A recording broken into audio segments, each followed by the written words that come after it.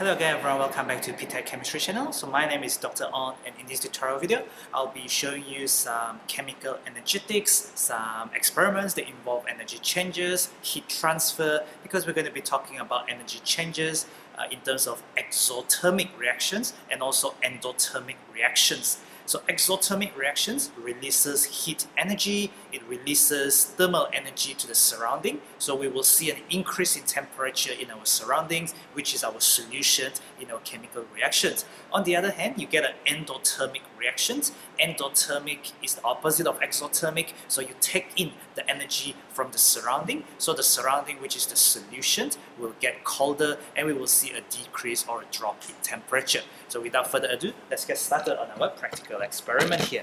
This time, I will do a neutralization. Neutralization is a reaction between an acid and a base, an acid and an alkaline. So an acid contains H plus ions. So the H plus ion from the acid. So this is a fresh styrofoam cup, and I should really use a new thermometer. Okay, so this is another thermometer.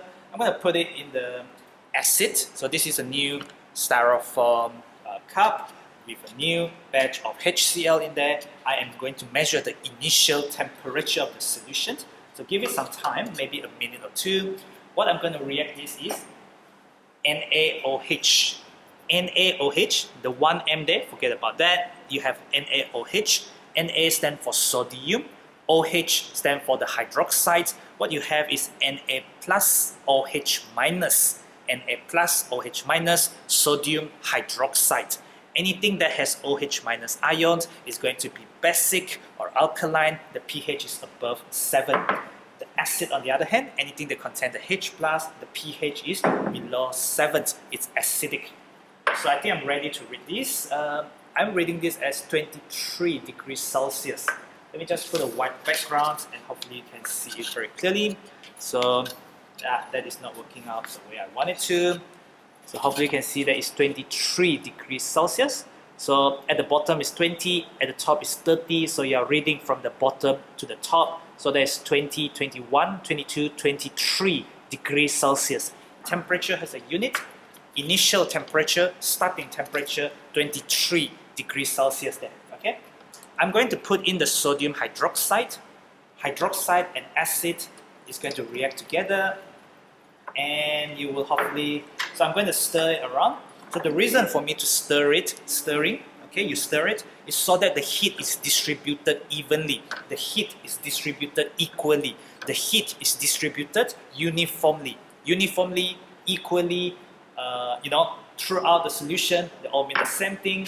And hopefully now you can see, just now was 23 initial temperature.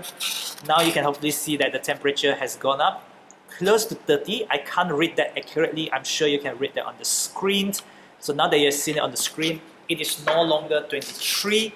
Instead, what we have here is we have 29 degrees Celsius. We have 29 degrees Celsius. So 29 degrees Celsius, final temperature. Initial temperature, 23 degrees Celsius just now. At the beginning, 29 minus 23 will give you 6 degrees Celsius temperature rise. Temperature rise because your temperature has increased, and your temperature increased because, oops, I beg your pardon there, I think this thing is not tight. The temperature has increased because this is an exothermic reaction. Neutralization between an acid and a base is a neutralization reaction. Therefore, it is exothermic. It releases heat to the surrounding. Your solution, which consists of your acid and a base mixed together, increase in temperature. Just now it was 23, and then finally you read around 29 degrees Celsius, increase in temperature because the reaction releases heat to the surrounding. Exothermic reaction. So that's all from me. Thank you for watching. Don't forget to click the button on the bottom right to subscribe to my channel, and have a look around the channel by using the master document. Well, using the master document, which lists all the tutorial playlists, and hopefully that will be useful to you and other people. So do follow me at ptet.chemistry, at ptet.chemistry on Facebook, Instagram, Twitter, and Telegram to get connected. Thank you for watching, and I'll see you in the next tutorial video.